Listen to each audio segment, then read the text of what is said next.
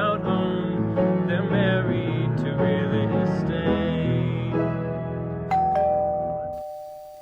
Hello, everyone. Welcome to the podcast for people who love real estate and want to become inspired and informed. Whether you are a newbie real estate agent looking to get tips and learn a thing or two, or maybe you are a savvy property owner who wants to get a jump on the market, this is the place for you. We discuss our passion for real estate and people. We bring together our personal experiences as well as our guests to learn from each other. You'll hear from experts in sales coaching, real estate law, mortgage lending, investing, and many local business owners on how to grow your business or your investment in real estate. I'm Mary Forrester. I'm Mary McCauley. And we are Married to Real Estate. Hi, and welcome to Married to Real Estate. And we are going to have a blast today. We certainly are. Good morning, Mary. Oh, good morning. And we're missing a Mary. We are. We're down a Mary this week. But, you know, that's all right. We'll roll with it. Oh, I don't know if we can do it, but we'll give it a try. We miss you, Mary. Miss you, Mary Elliott. Anyway, well, Mary, tell me what's happening. Let's see. I'm busy with real estate. I have actually a listing appointment this afternoon after we record today. Great. I have a closing next week. I have a closing in July. I'm working with a buyer that needs to buy immediately. Oh, I love those. Yes. So she's one of my sellers. So she needs to find something. So I've been busy with that. And my kids have been home for the summer. I have really, really good news. My oldest was accepted to law school, UMass Law, and they gave him a full ride. Wow. So, yay. Thank you, UMass. Wow. Isn't that terrific? Yeah, so I'm super excited about that. Congratulations to your family. That's really, really, really awesome. Yep. That's good. And my boys are in Europe right now for a couple of weeks, and they'll be back, and things are good. Good. Let's go with them. No, but I know. They're going, where'd they go? Prague, Austria, and Budapest. So they're little world travelers. I love that. My goodness. Excellent. Yeah. Good. Now, what about you, Mary? Oh, so much happening. So much. So I do referral. I refer people to really excellent realtors. And I had a blast finding a realtor for a commercial property in Watertown. Oh, wow. Okay. And it's kind of a semi-commercial property. And it was so fun just talking to people all through the town, finding the right person because it's unique property. And I just had a blast. And then I have 3 others out that are fun. One is closing in 2 or 3 weeks, one of Matt's clients. And then I got another call that another one is closing soon, too. It was a very quick 1031 exchange. Nice. And so that's where it's an IRS rule. It's an IRS category where you can take you can defer any of the capital gains when you reinvest in a business property. Yep, for 2 years. Yeah, very, very, very tightly regulated. So it's important to get the right realtor for that. Yep. And so that's and then fun. What else? I mean, let's talk about 100 Women Who Care. So both Mary and I are involved in that. And that's a circle giving chapter, Greater Westford chapter that I was involved in starting. And Mary's one of our members. And Mary, why don't you tell us some good news? So we were invited to reapply the Westford Rotary. I'm incoming president, July 1st. The Westford Rotary was invited to reapply for a grant. And what they do is 100 women at least donate $100 each to every quarter. Every quarter. And in that quarter, 3 organizations are nominated to present to the board, to the 100 women. All 100, it's a totally democratic process. And so I was selected, and I'm grateful I was selected to make the presentation to 100 women for the Westford Rotary. And we're up against a lot of two heartbreaking organizations. There are so many great charities. There's so many wonderful. And ours is pretty high up here, and so it was a struggle on how to approach the pitch. Sure. But it turned out so well. So well. We were awarded the $10,000. And congratulations. Yes, thank you. And we're going to give a chance to get another five. Wow. Because there's a foundation that picked our chapter to give an additional $5,000 too. Wow, that's a lot of amazing things. Yay. Congratulations! I know. To both of you. Mary, you did a fantastic job with your presentation. Thank you. You really did. It was obviously, I mean, because it was Yeah, it was a really good presentation Great. and well-deserved. Thank you. Thank you. Well, we'll get a chance to talk about a little bit in terms of dancing today. Yay. I am so thrilled that we are back together again with Andrew Ross. Andrew Ross is the co-franchisee of Arthur Murray Dance Studio, Burlington, Massachusetts. That is correct. Yes, and his Welcome, partner, Andrew. Andrew, Thank you. And here's the truth. The truth is that we recorded a wonderful session with you and with Mary Elliott. The best one ever. The best one ever. And we had technical difficulties. Yes. So you are such a trooper. Oh, because that thank you. that later that day I had to tell you that. And you said, I said, you can do it by Zoom next time if you want. He said, oh, no, I'm coming. Absolutely. No, thank you again for having me. It's such a pleasure to do it again, and missing Mary Elliott, of course. But Yep. thank you for having me back. Oh, of course, of course. One of the neatest people in the world is Andrew Ross. And not because you're a dance owner, manager, dancer, expert. You're just a wonderful human being. And I don't know what I said to you last time, but it brought me to tears. Whatever I said about you, I'll get it through it today. But welcome back. Thank you. We're going to be nicer to you this time, okay? Oh, okay. I have a feeling. I had a feeling I wasn't going to, kind of, tease you too badly today. But tell us a little bit, Andrew, about how you got involved in ballroom dancing. Sure. So I started in Arthur Murray in the Orlando area in 2006. Wow. So, yeah, and I was in different industries at the time. I was a waiter and I was a musician and kind of doing a lot of odd jobs and trying to find my calling. And I was taking classes for fun with some friends, and my instructor was a former Arthur Murray instructor, and so he took me under his wing and helped me fall in love with ballroom dancing. And I started teaching a little bit with him for fun after a few months, and I didn't realize that you could make a living teaching ballroom dance lessons. And long story short, a few months later, maybe a year later, I wanted a little more stable career and saw an ad on Craigslist for Arthur Murray and in Lake Mary, which is like North Orlando, and applied there and didn't look back. Wow. What amazes me, 2006, that was the beginning of the recession. Yeah. So you entered that business. I entered real estate in 09, which was, just like the death, Right. the floor, right? The floor. But that's really interesting because dancing, of course, is kind of you spend your extra money on dancing, right? Sure. Some people spend their real money on dancing. Sure. Yeah. Wow. Well, that's kind of a great time. So how did you end up here in New England, in Massachusetts? Sure. So obviously been with the company for a long time, and once after a few years with Arthur Murray, I just realized that was what I was going to do for forever. And I had an opportunity to open a franchise in Brooklyn and moved to New York City for a few years. And you're in real estate, you understand that the New York market is quite challenging. So after looking at spaces there for a while and talking with some potential partners and investors, I wasn't sure that was where I wanted to be.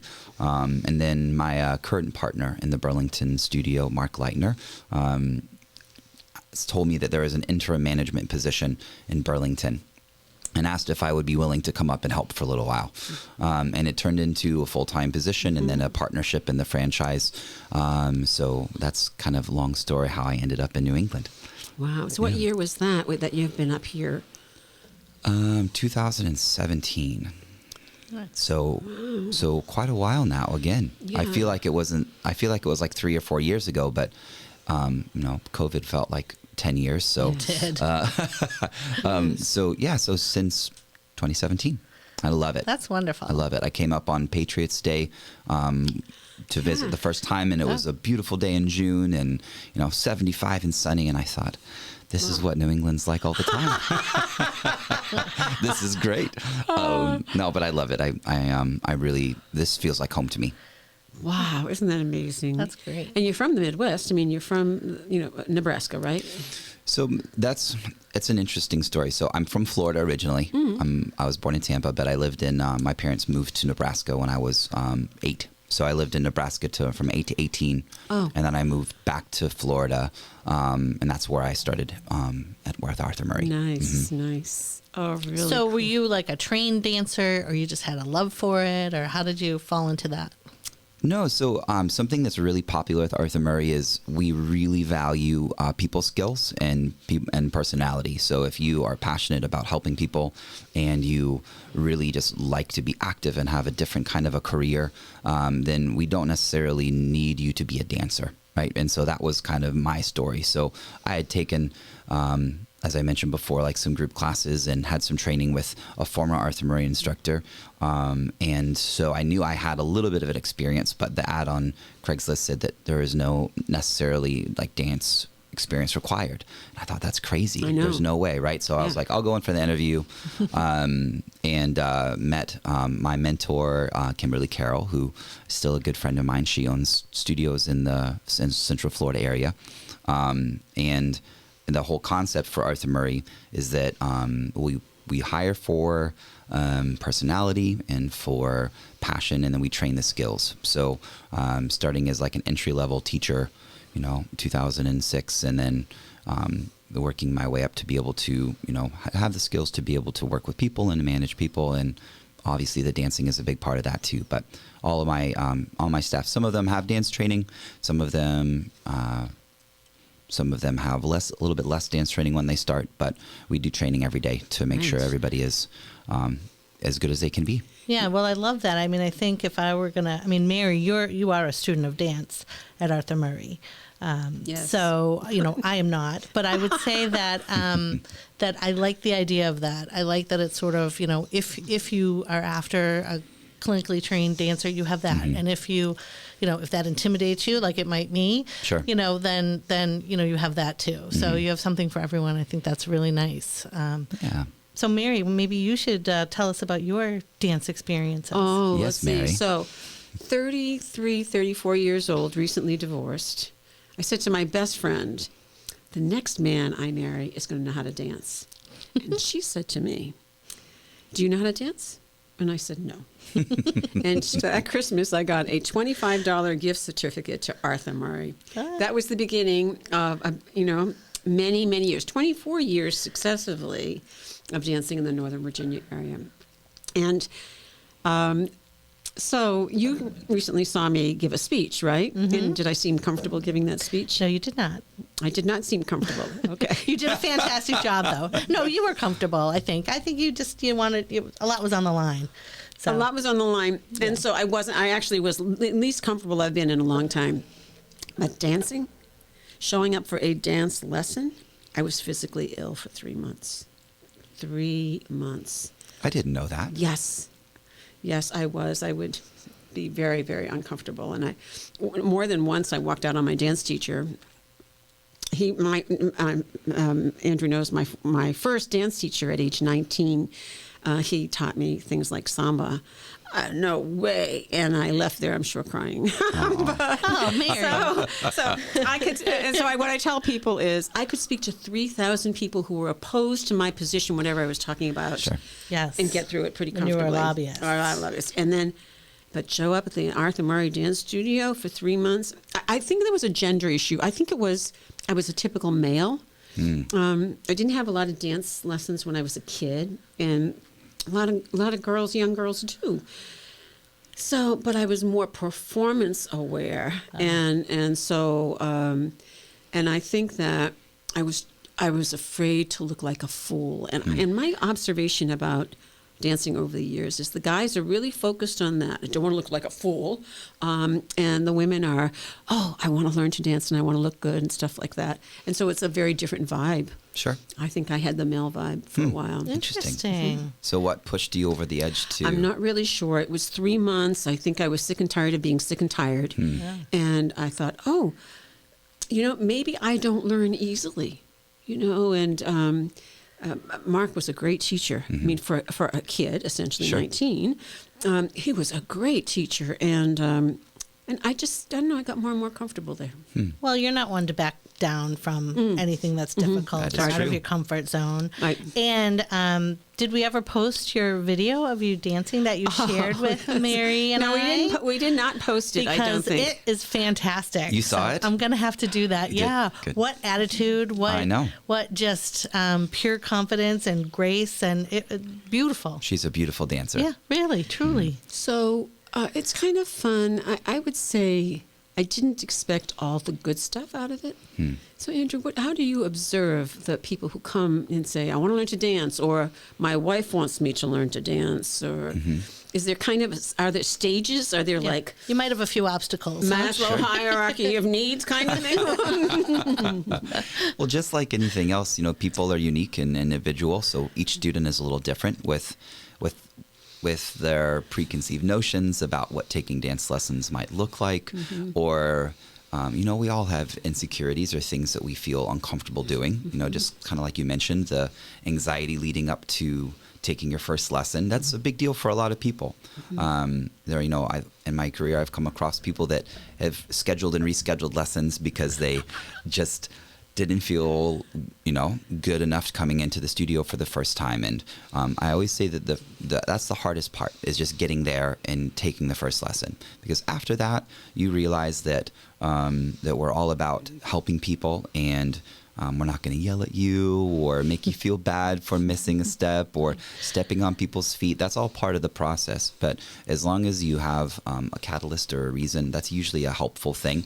So if somebody has an event that they have to dance for, let's say like a father-daughter dance, or if they have a relative getting married, or if they're going on a cruise, sometimes those catalysts that provide a little extra motivation help people get in the door a little bit, and then realize, this is actually pretty easy, and oh man, I actually had a lot of fun, and my teacher's kind of nice and fun to be around, so maybe I'll do this again. Right. Well, so it's not all, couples getting married kind of a thing that come. You have those. Sure. But you have other clientele too, right? So tell us a little bit more about that. Absolutely. So I would say probably 25, maybe 30% of our students are people that are getting ready for a special event.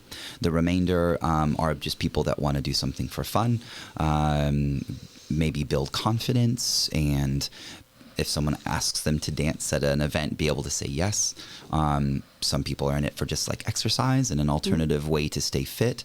And it's a really awesome way to meet people and make friends that have similar interests.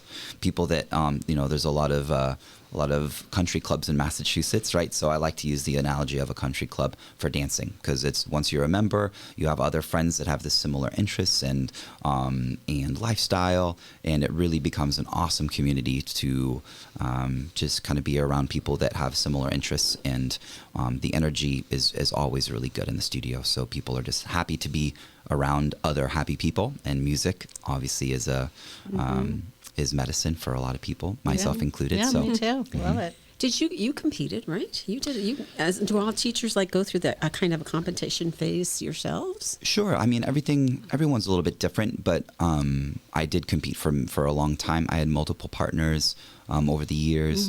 My longest partner, I danced with her for about 4.5 years. We did American Smooth and American Rhythm, which is smooth dances. We consider the dances that travel and are a little bit more graceful, and the floor length gowns with the the Swarovski crystals and everything, right? Very formal. Yes, I'm painting a picture for you, Mary. Yes, you really are. Very vividly. I love it. And so those dances we call smooth dances. That's kind of American smooth style. So those waltz, tango, foxtrot, and Viennese waltz. For those of you who have watched Dancing with the Stars or So You Think You Can Dance, Strictly Come Dancing, any of those shows, those are more of the formal dances. And then we competed in American Rhythm, which is a little bit more of like the sexy Latin kind of dances. So you have cha-cha, rumba, triple swing, or sometimes we call it East Coast swing, bolero, and mambo, which is kind of similar to salsa in a way. Some people kind of equate those two similarly together. So that's what I competed in for the longest, with the longest partner.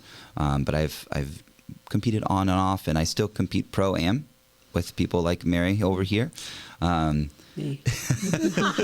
which means that you compete with a professional partner and an amateur partner pretty regularly. We actually have a competition next week here in Boston Dancerama. What you do? Well, I'm not dancing. Oh, Not this time. Not this time. She will soon. Yeah, All right, but you do, Andrew, so we could Yeah. come see you Sure, in Boston. absolutely. Yeah, we have a whole team going. We have 6 students from Boston. From Burlington competing at the Boston Dancerama. It's at the Sheraton downtown, and we have it here. We have it in Boston or New England every year. We have a local event. So That's these exciting. are huge things, and they're regionally located typically, and you make a big commitment in time to go there, and they are exceptional. But Andrew, I was thinking about your teachers. Sure. You've done a great job recruiting these people. You know. Thank you. But what's really fantastic about them is they have those qualities that you mentioned. 3 of them are from the sciences. Yep. They didn't come from dance. Well, actually, Holly, of course, was a dancer Sure. as well, and Andrew B was he danced in addition to being Sure. a computer scientist, and Yeah. then Nick just danced because he wanted to dance, right? I mean, but he was in biology, maybe. Yeah, Nick was in biology and the sciences, and had a Holly. lab job for a while.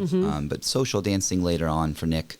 But yeah, everyone has a little Sometimes, bit of a though, different the background. sciences from like the disc profile, they're the most creative too. Yes. So even though they can be like numbers and spreadsheets, that'll show up or sciencey that way. It also shows up in the absolutely. creativity. Sure. Fun. Yeah. And I think that there's a camaraderie among them as a result. They're kind of like my husband in the way that they think kind of. Your husband, who you met where? At Arthur Murray. At Arthur Murray. I love it. I love it when you tell this story, Mary. So this cute guy. So I was traveling 80% of the time, giving speeches, and I. Well, wait, I just want to backtrack because earlier you said that you wanted your next husband was going to be Yes. someone who danced. Yes, So this is really funny. Okay. So I'm at Arthur Murray on Saturdays mostly because I'm traveling Friday night to Sunday afternoon to Friday night. Anyway, Washington, D.C. was a tough place to work. So I'd go to the studio and I wasn't doing very well dating people. And then one day I saw this really cute guy standing up against the wall. He looked like former military. There's a lot of military in the area. Yep. But his hair was a little longer, and I thought, so he's probably maybe former military.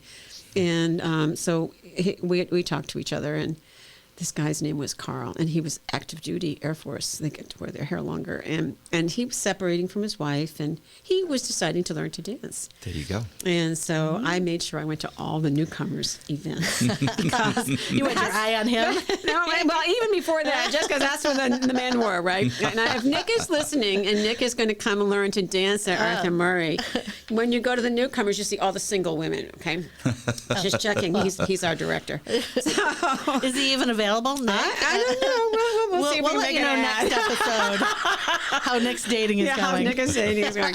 So anyway, so this guy kept showing up, and we used to go do things as a group, right? Sure. We'd go to lunch on Saturday, and all these people, all ages, all from different countries. There were a lot of World Bank people and stuff. We had a blast. And this guy was acting like a kid. He was so cute, so adorable, and he asked me out, and we got married a year and a half later. Yeah, the rest is history. I love that. Yeah. I heard We you have- had a big dance party at your wedding. I've seen pictures. And she's seen the videos. Oh, What yeah? she's talking about. So there were 70 Arthur Murray people at the wedding. Oh, wow. awesome. So you make lifelong friends and friendships, and you might My even interior find designer. Oh yeah, sure. Oh find a sure. spouse. Oh sure. Oh anyway, there were a lot of marriages that year. Sure. A lot of marriages. That's great. And so when COVID hit, and we're up here now, we were looking for a place to dance, and we found Andrew. Yeah. That's wonderful. I remember your call. You do. I do, absolutely. What did I tell you? That I don't want to dance with this and this and this. I think I remember you saying that you didn't want to do showcases, which we're doing now. And no, I think that you explained that you told me about the background and how you met briefly, and then That was in August, I think, right after we reopened from the shutdown. Right. So it was masked and it was social distanced, I believe. So very different time. And fewer people, many fewer people. Sure. Yeah. Well, I had 2 teachers at the time, right when we reopened. Yeah. Myself and one other teacher, because of a lot of people made changes during the kudos pandemic. to you to be able to come back because Yes. a lot of Oh, thank businesses you. couldn't do it. Yes. Thank you. And so, that says a lot about how you run your business and who you are and all Thank of you. that. So that's Well, I very attribute that to impressive. our awesome students. We taught Zoom lessons during the pandemic. One of the amazing things about Arthur Murray is it's really a global family. So I have a lot of friends that own studios from around the world. And when everything happened, just like everybody else, it was like, 2 weeks. We'll be back in 2 weeks. It's fine. Right? Nope. Not exactly. So it was kind of, as a collective, how do we keep people dancing during this time? Because we wanted to be able to help people stay positive and stay active. And none of us had taught Zoom lessons before, right? That wasn't a thing. Yes. Yeah, Zoom was So- barely a thing Right? in people's Yes. lives, right? Exactly. So that was a really amazing time to kind of collaborate with other people. And we had these virtual sessions with franchisees from all over the world and saying, all right, so how do we become better teachers through this model of virtual teaching? Right. And we ran virtual group classes and virtual dance parties, and we taught individual Zoom lessons. And I had multiple students that kept the studio going during the pandemic. And we did a virtual master workshop when we were back in person with some of our traveling coaches that we have from around the Right. world. So it's been a really awesome learning experience. Obviously, a lot of negative things from COVID, health-wise, for a lot of people, but there is a lot of silver lining as well with with self-improvement and a tighter sense of community for a lot of people, especially for our student body. Well, yeah, I think you value being together so much Absolutely. more, right? We were starved. We were starved for connection. And I remember one of the first things we did is we went. You opened your parking lot to a party for all the studios around. Smart. It was really, and I danced with Mark Leitner. I hadn't danced the mambo in I don't know how many years, but anyway, it was quite an experience. Yeah, and it was fun. you were very creative in how you connected Oh, with people. thank you. But you kept it going. That's what so amazed me. So amazed me with businesses like this and all touch, right? All touch business, and it was really fascinating. And earlier, as we're talking about staff and things like that. I think what makes a successful business like yours is the spirit of the place. I mean, when I went to Arthur Murray before you came, it was like it just didn't fit me. It didn't fit me, and so I'm glad we went back and tried again. Sure. But what's really awesome about Andrew is, first of all, your energy level, and secondly, your commitment to welcoming people. I mean, we're business people, right? Sure. We are in sales. You're in sales Right. as part of your job, and we are in a service as part of our job, Yeah. right? But it is like this: how do we kind of keep that going in an authentic way? And you do it so well. I think it comes from the heart. Yes. That's what I would say. I think either you have that or you don't have that. You can't And the really energy. fake that. Sure. Yeah, I mean, I think as I get older, I realize I don't have the energy, but Andrew will see you come in the door and run across this huge dance floor and make sure you know you're welcome. So you can borrow his thank energy. Yeah, I'm going to borrow your energy. Give some There energy you go. to both of you for your Yes. day today, for your listening this afternoon. Exactly. Yes. I can use it. Yeah. Better than a Dunkin's iced coffee. And I think it's also a place where people compare out and how dangerous that is. Sure. That is really dangerous. How do you keep people from, oh, she dances better than I do, and I'm never going to be that good? No, that's a really good question. I think self-comparison and not just dancing, but in life is always a slippery slope to go down.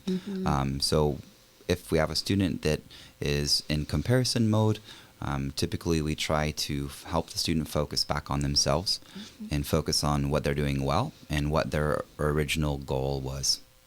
And usually that helps focus, whether it's in dancing or whether it's in other things too.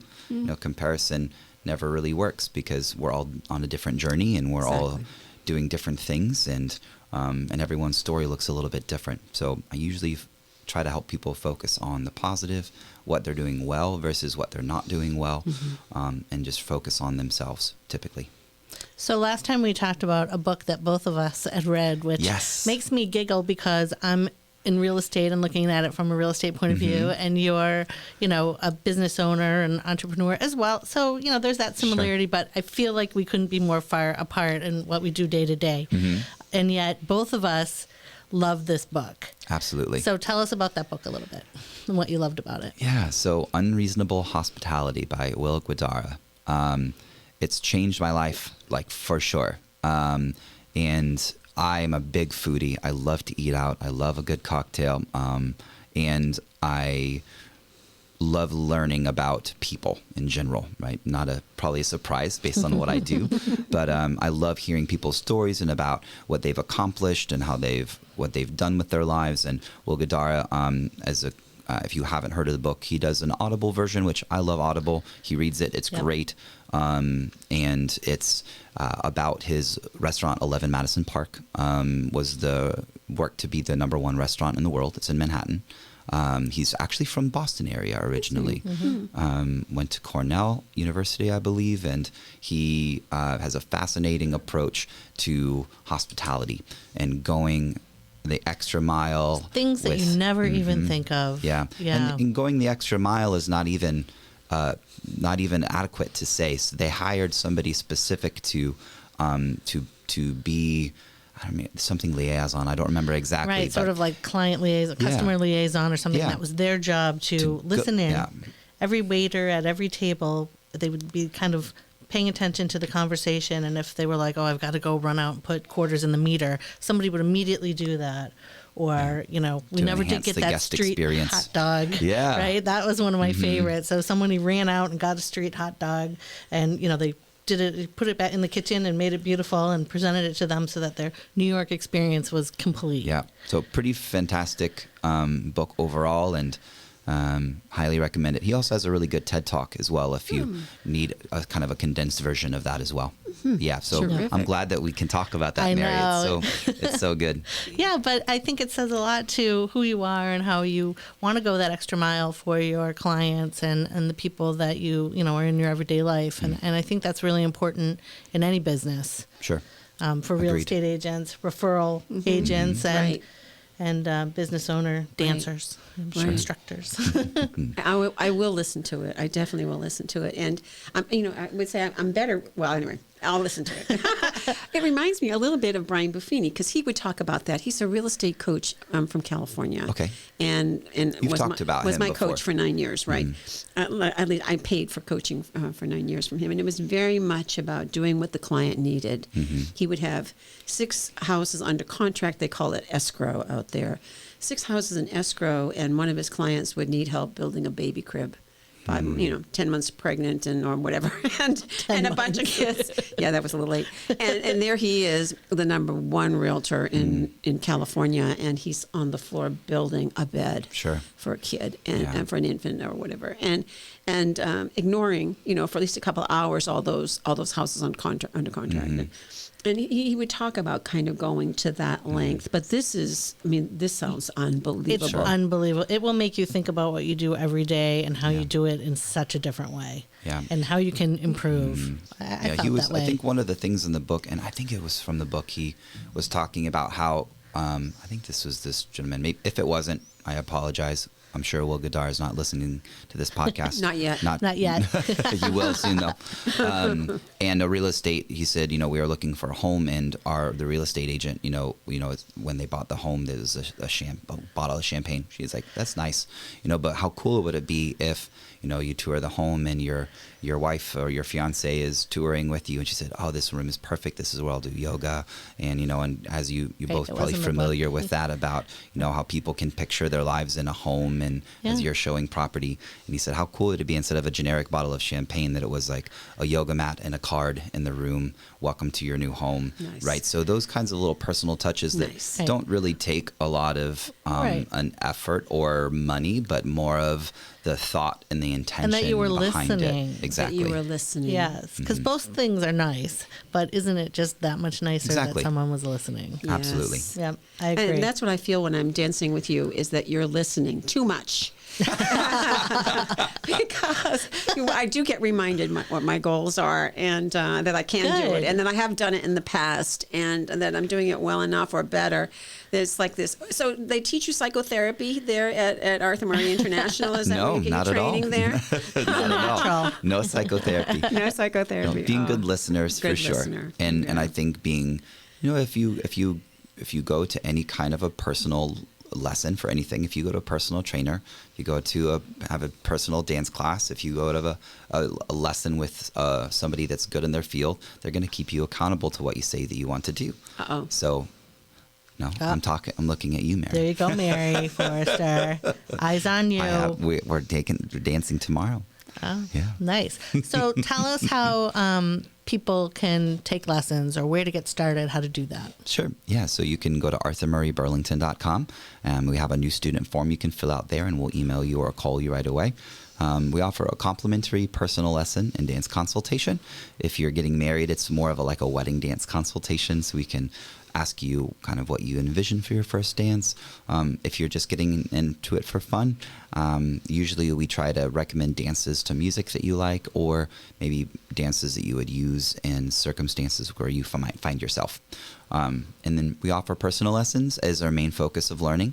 And then we offer as a complimentary service free group classes and dance parties for all of our students that take personal lessons. So the groups and the parties are designed to supplement what you learn on your one-on-one lessons. It's very communal. There's a lot of, builds a lot of muscle memory and repetition. And then the parties are very social and fun. So those are where all of our teachers dance with all the students. You dance with other students as well. Carl Forrester is a regular at the parties, and he's very popular.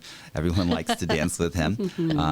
And it's just a really good way for the social element of things. So that's how you can get in touch with us. And Burlington at Arthur Murray Boston is our email. You can get a hold of us that way. All right. Amazing. So you have not bought a home yet. That is correct. Yeah, but you're interested in buying it. Really? Absolutely. Absolutely. I wonder where I could find a realtor. I'd be able to find one or two. Oh, I love it. I love the Westford area. It's beautiful up here. It's not too far from Burlington as well. But I'm very fascinated with real estate. I listen to real estate podcasts, not just this one, other ones in addition to that. See how good this he is. Setting the bar high. I winked at you when he said that. I saw that. So yeah, I'm fascinated by real estate. Oh, good. Yep. Maybe a real estate license in your future, just for fun. I'm not ruling anything out. Yeah. You'd be good at it. You're good at it, but also even if you just did referral, you got a license. I mean, it's not easy necessarily to get a license, but you know enough people to refer, and then you get in I'm never business. too busy for referrals. Perfect. Now, how did you get into real estate, Mary? Oh, I backed into it. So I was a stay-at-home mom for a long time, and my kids were aging out, and I'm like, all right, now what am I going to do? And I applied for some things, but I had been out of the workforce a while. So I was like, I'm going to be the oldest intern anybody's going to have.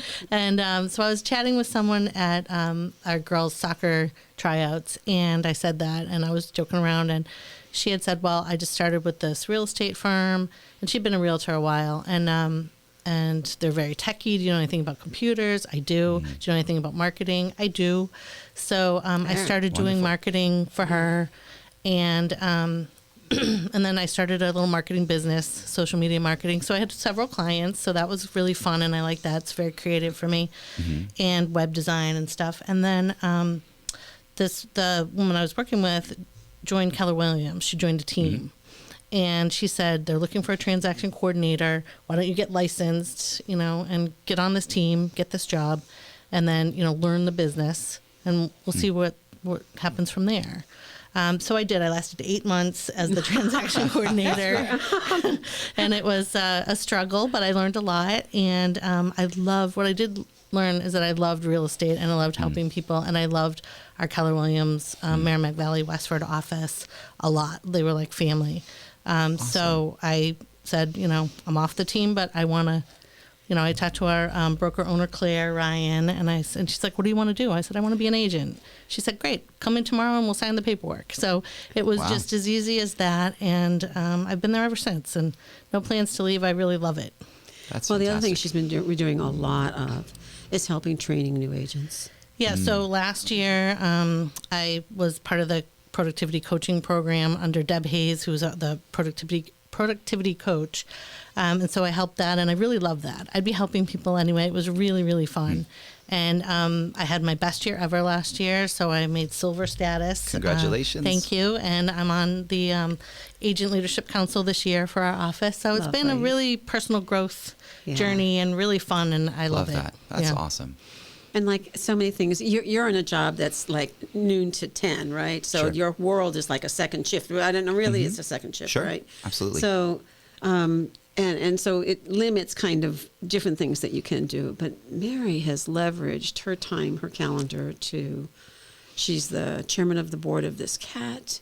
She's active on the board of 100 Women, does a whole lot of work with veterans, actually doing a lot of volunteers. I can't even tell you the list. Those are the big ones that I know about.